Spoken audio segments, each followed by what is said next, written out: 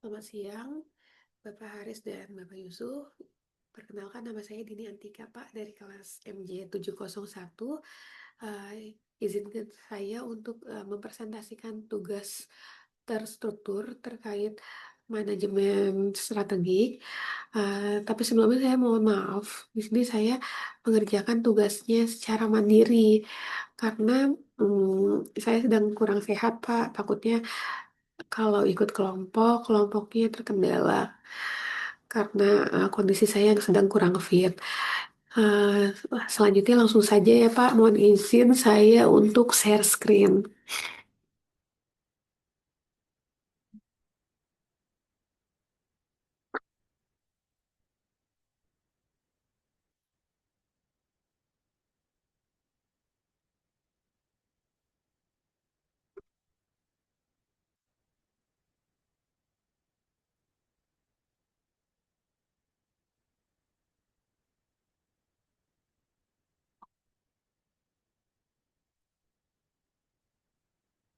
Baik Pak, di sini saya mengambil judul yaitu kemampuan pemimpin dalam menyatukan berbagai elemen menuju keberhasilan organisasi. Di mana studi kasusnya saya memilih yaitu PT Unilever Indonesia. Profil PT Unilever. Unilever Indonesia telah tumbuh menjadi salah satu perusahaan terdepan untuk produk home and personal care serta foods and ice cream di Indonesia. Rangkaian produk Unilever Indonesia mencakup brand-brand ternama yang disukai dunia seperti Pepsodent, Lux, Lifebuoy, Dove, Sunsilk, dan lain-lain. Berkantor di Pusat Geraha Unilever, Jalan Gatot Subroto, Jakarta. The Unilever Compass memiliki tiga fokus utama yaitu membangun planet yang lebih lestari, meningkatkan kesehatan dan kesejahteraan masyarakat, serta berkontribusi pada masyarakat yang adil dan inklusif.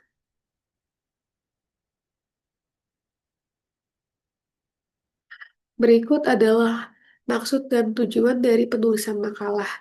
Terkait dengan latar belakang yang telah dibahas pada makalah, maka maksud dan tujuan penulisan makalah saya ini yaitu ingin membahas tentang penerapan performance leadership pada PT Unilever Indonesia dengan manfaat yang pertama diharapkan dapat memberikan kontribusi pada pengembangan ilmu manajemen terutama dalam hal performance leadership. Yang kedua diharapkan makalah ini dapat bermanfaat untuk memberikan masukan bagi PT Unilever Indonesia dalam meningkatkan kinerja dan pembuatan kebijakan serta keputusan mengenai performance leadership.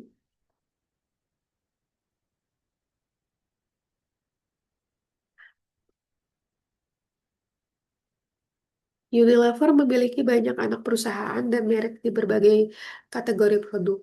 Berikut adalah beberapa anak perusahaan dan merek utama Unilever. Yang pertama, merek makanan dan minuman. Ada Knorr, yaitu makanan termasuk bumbu dan sop. Lalu ada Hellmann's, berupa mayones dan saus lainnya. Ada Lipton, yaitu teh dan produk terkait. Dan Breyers, dengan produk ice creamnya. Yang kedua, merek perawatan pribadi. Ada Dove, yaitu produk perawatan kulit dan rambut. Lux, yaitu sabun mandi dan produk kecantikan. Axe, yaitu produk perawatan pria termasuk deodoran dan parfum. Lalu ada Sunsilk, merek sampo dan perawatan rambut. Contoh yang ketiga terdapat merek perawatan rumah. Ada Omo, merupakan deterjen untuk mencuci pakaian, Surf deterjen untuk produk pencucian, Cif produk pembersih rumah tangga, dan Domestos pembersih toilet dan disinfektan. Sebenarnya masih banyak lagi contoh dari produk anak perusahaan Unilever, tapi saya hanya mau mengambil untuk beberapa bagiannya saja.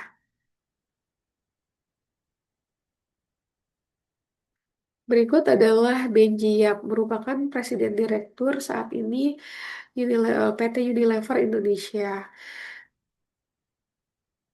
Benjiep memiliki tiga konsep kepemimpinan: karismatik, individual consideration, dan intellectual stimulation.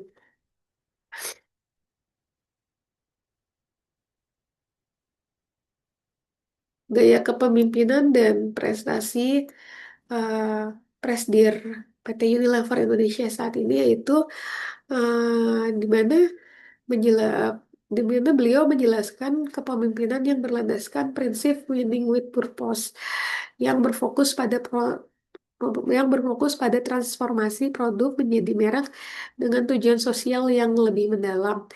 Lalu pada pada beberapa wawancara dan artikel di media sosial, beliau pun menekankan ambisinya untuk meningkatkan kualitas hidup konsumen. Beliau juga menyoroti fokus pada penguatan fundamental bisnis, perluasan portofolio, dan peningkatan efisiensi operasional. Selain itu, beliau juga menerima penghargaan IABC CEO Excel Award pada tahun 2007 dan Agora Outstanding Achievement Award for Marketing Management pada tahun 2015. Beliau juga menunjukkan komitmennya untuk memastikan prinsip-prinsip keberlanjutan menjadi inti dari strategi. Data dan fakta terkait kinerja PT Unilever menunjukkan peningkatan signifikan dan positif dibanding dengan tahun-tahun sebelumnya. Dan dapat dikatakan bahwa kinerja Unilever pada 2024 adalah cukup baik berdasarkan analisis laporan tahunan pada website unilever.com. Di sini kita dapat melihat laporan keuangan di tahun 2003 dan 2004. Nah, kinerja yang cukup baik ini tidak lepas dari kepemimpinan yang eh, dibawa atau dipimpin oleh Presdir Unilever saat ini dalam berorganisasi yang bernama Benji Jap. Nah, bisa dikatakan kepemimpinan beliau telah berhasil sehingga membuat kinerja perusahaan semakin baik. Selain itu, untuk laporan laba rugi pun di 4 tahun terakhir, di tahun 2024, eh, cukup bagus untuk perkembangannya. Lalu untuk jumlah karyawan juga di sini komposisi karyawannya antara laki-laki dan perempuan memang agak jauh, tapi untuk gender termasuk tidak ada kesetaraan gender. Hmm, Ada status pegawai tetap di sini lebih banyak dibanding status pegawai sementara. Ini membuktikan bahwa Unilever sangat memperhatikan pegawainya. Untuk educationnya juga pendidikan SDM di Unilever dimulai dari SMA, lalu D2, D3, dan sarjana. Kelompok usia untuk SDM dimulai dari 24 tahun ke bawah. Maaf, 24 tahun ke atas. Selanjutnya untuk teori, teori yang diambil pada at- teori yang diambil pada kepemimpinan Benji Yap yaitu eh, yang pertama teori kepemimpinan transformasional. Pemimpin PT Unilever memiliki kemampuan untuk memotivasi dan menginspirasi anggota tim untuk mencapai tujuan yang lebih tinggi. Pemimpin transformasional menciptakan visi yang kuat, mendorong inovasi, dan mempromosikan pengembangan pribadi anggota tim. Bejiap dapat menerapkan gaya kepemimpinan ini dengan menciptakan visi strategis untuk Unilever yang berfokus pada keberlanjutan inovasi produk. Yang kedua, teori sifat. PT Unilever memiliki pemimpin yang efektif, memiliki sifat-sifat kepribadian tertentu yang membuat mereka unggul dalam peran kepemimpinan. Sifat-sifat ini meliputi keberanian, kecerdasan, pengetahuan, tanggung jawab, dan integritas. Relevansinya dalam manajemen strategik yaitu pemimpin dengan sifat ini lebih mampu menginspirasi dan mempengaruhi karyawan untuk mencapai tujuan organisasi. Yang ketiga ada teori perilaku.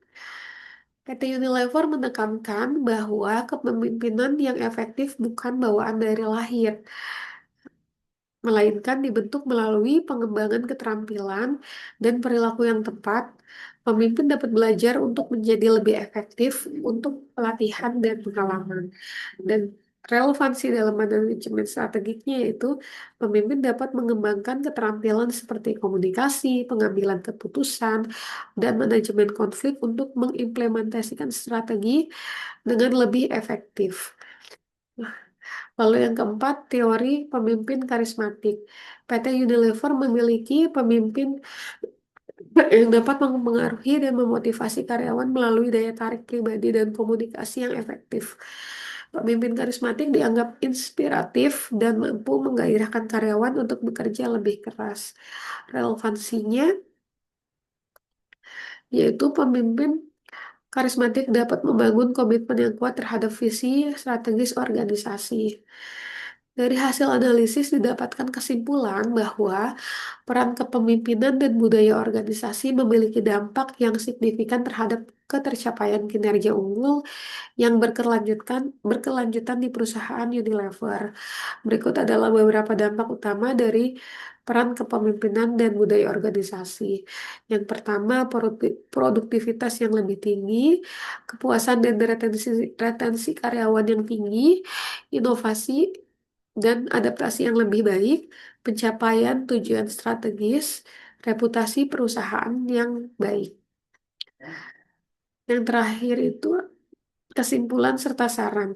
Dari analisis saya dapat disimpulkan bahwa kedua faktor ini memiliki dampak yang signifikan terhadap kinerja perusahaan dan pertumbuhan dalam jangka panjang, yaitu kepemimpinan yang efektif, visioner, dan motivasi karyawan dapat menciptakan lingkungan kerja yang produktif, kreatif, dan berorientasi pada pencapaian tujuan.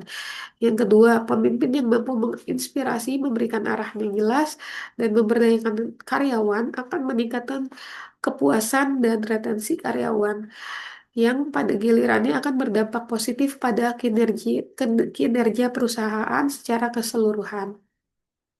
Sedangkan untuk saran, yaitu sarannya yang eh, setelah saya analisis saran yang dapat saya sampaikan yaitu pelatihan kepemimpin perlunya pelatihan kepemimpinan. PT Unilever perlu mengadakan pelatihan program kepemimpinan yang berkelanjutan untuk karyawan.